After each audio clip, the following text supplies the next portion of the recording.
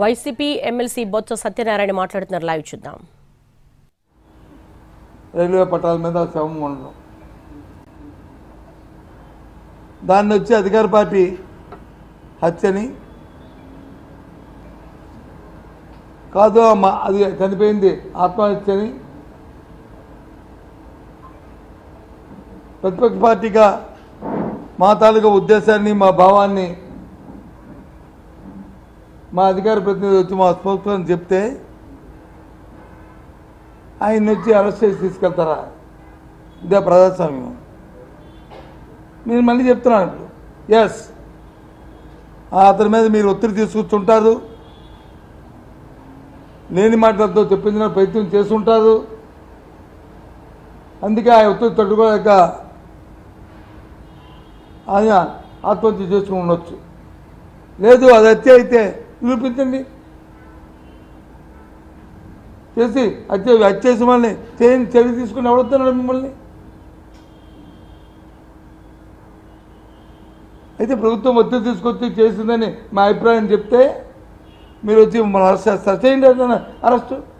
Yes, నేను చెప్తున్నాను, ప్రభుత్వంలో ఉన్న పెద్దలు, పోలీసు వ్యవస్థ అతని మీద ఒత్తిడి తీసుకురావడం వల్ల ఒత్తిడి తట్టుకోలేక చనిపోయి ఉండొచ్చేటో బహుశా, జరుగుండొచ్చేటో బహుశా, అది నా అభిప్రాయం. ఏంటి, ఎక్కడికి వెళ్ళిపోతుంది వ్యవస్థ? ఏమవుతుంది అంటే మీరు చెప్పినట్టుగా మేము చెప్పినట్టుగా ఈ ప్రజాస్వామ్యంలో ఒకసారి ఎన్నికైతే నడవాలా, చెయ్యాలా, మాట్లాడాలా? తప్పిది. ఎప్పుడు ఒకలాగే ఉంటారనుకుంటే పొరపాటు. ప్రధాన ప్రతిపక్షంగా ప్రతిపక్షంగా మా బాధ్యతగా ఈ రాష్ట్రంలో ఉన్న వైఎస్ఆర్సీ పార్టీ జగన్మోహన్ రెడ్డి నాయకత్వంలో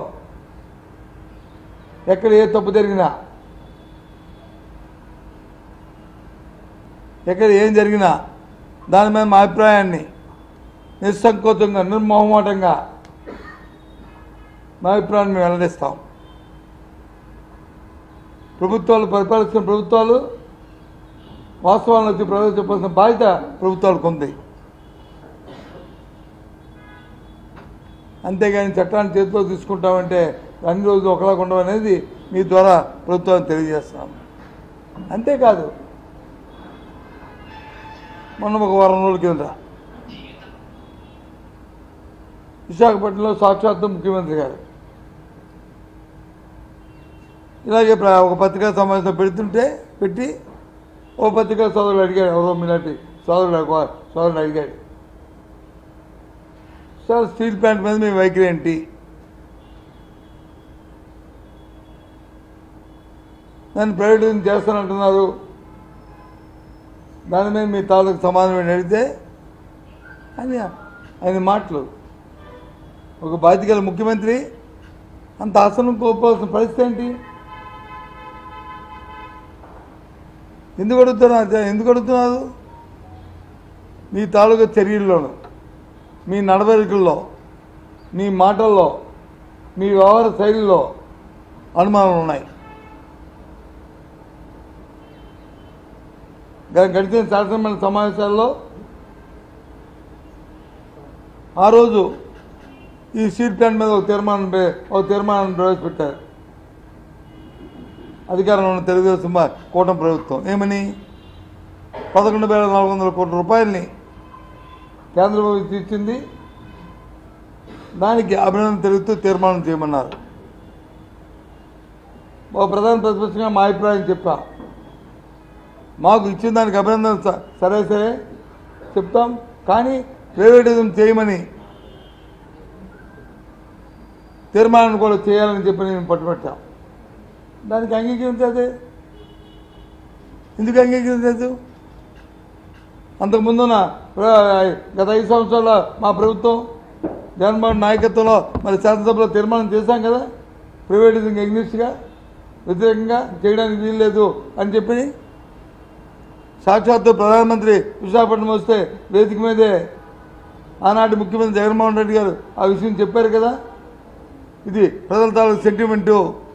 విశాఖ హక్కు, ఆంధ్ర హక్కు, ఇది ప్రైవేట్ పరంగా చేయడానికి మా ప్రభుత్వం, మా పార్టీ ఒప్పుకోదు, దయచేసి దాన్ని విరమించుకొని చెప్పారు కదా. ఎందుకు మీ నోటి నుండి ఆ మాట చెప్పలేకపోతున్నారు? ఎందుకు డొంక తిరుగుడు సమాధానం చెప్తున్నారు? మేము 11,000 కోట్లు ఇచ్చాం కదా, ఆ డెట్ రిలీఫ్ చేయడానికి పనికొస్తుంది కదా. దేనికి చేశారు డెట్ రిలీఫ్? మా ప్రజల తాలూకు అనుమానాలు, కార్మికులకు ఉన్న అనుమానాలు, మీరు చేస్తున్న వ్యవస్థలో ఆ అప్పులు తీసి దీన్ని వచ్చి ప్రైవేట్ పరం చేయడానికి ఆలోచన చేస్తానని ఓ 4 నెలల కింద మా పార్లమెంట్ సభ్యులు అడిగితే ఏదైతే పూర్తి స్థాయిలో ప్రైవేటిజం చేద్దామని డిస్ట్రిబ్యూషన్ పెట్టామో దాని నుంచి వెనక్కి వెళ్ళడానికి మేము చేయలేదని మీ తాలూకు కేంద్ర మంత్రి గారే సమాధానం ఇచ్చారు.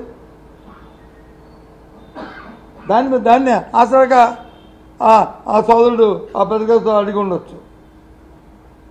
ఆ పత్రికతో అడిగితే బెదిరిస్తారా, గడిపిస్తారా? ఏంటిది? ఇది ప్రజాస్వామ్యం అనుకుంటున్నారా? ఇది అంబేద్కర్ రాసిన రాజ్యాంగంలో ఉన్న ప్రజాప్రభుత్వాలు అనుకుంటున్నారా? లేకపోతే ఇదేం తాలిబాన్లో లేకపోతే పాకిస్తాన్ ప్రభుత్వం అనుకుంటున్నారా ఇక్కడ ఆంధ్ర రాష్ట్రం ఉన్నది? కాదు కదా.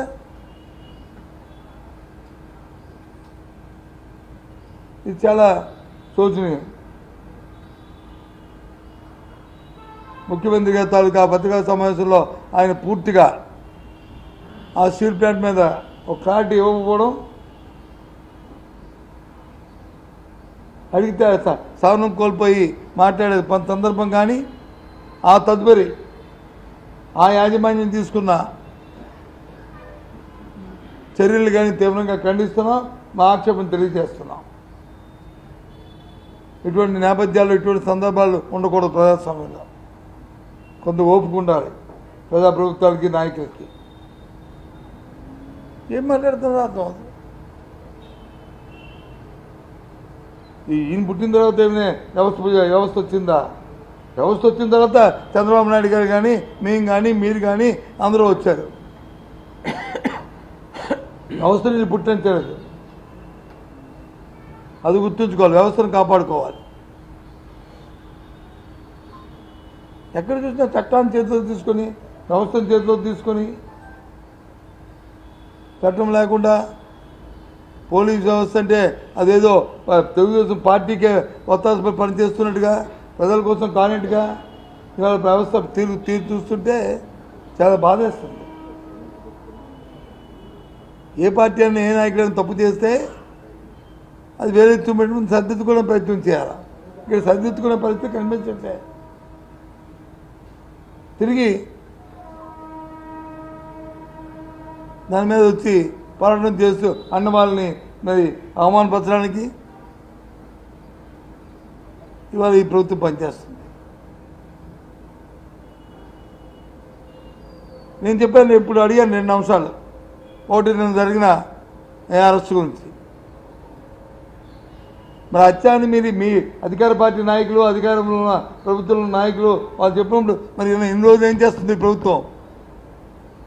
మరి ఎందుకు దాని మీద వాళ్ళ మీద చర్యలు తీసుకోవట్లేదు? ఎందుకు చెప్పలేకపోతా అండి? చేతకాని ప్రభుత్వం ప్రభుత్వం.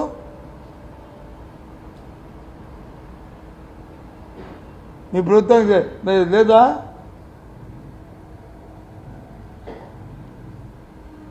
చేయండి, నిష్పక్షమైన దర్యాప్తు చేయండి. ఎవరు తప్పు చేస్తే తప్పు చేసిన మీద శిక్షించండి. ఎవరు వద్దన్నారు? వద్దండి మనం మానేస్తారా? మీరు తప్పు చేయని వాళ్ళని శిక్షిస్తున్నప్పుడు తప్పు చేసిన వాళ్ళని ఎందుకన్నా మళ్ళీ దాంట్లో ఇది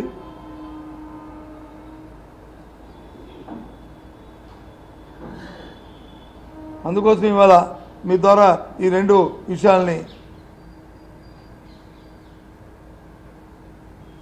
ప్రజలకు తెలియపరచాలని, ఈ ప్రభుత్వం చేస్తున్న ఇలాంటి దుర్మార్గమైన ఆలోచనతో చేస్తున్న కార్యక్రమాలకి నేను ఖండించాలనే ఉద్దేశంతోనే ఈ రోజుని ఈ పత్రికా సమావేశం పెట్టాం.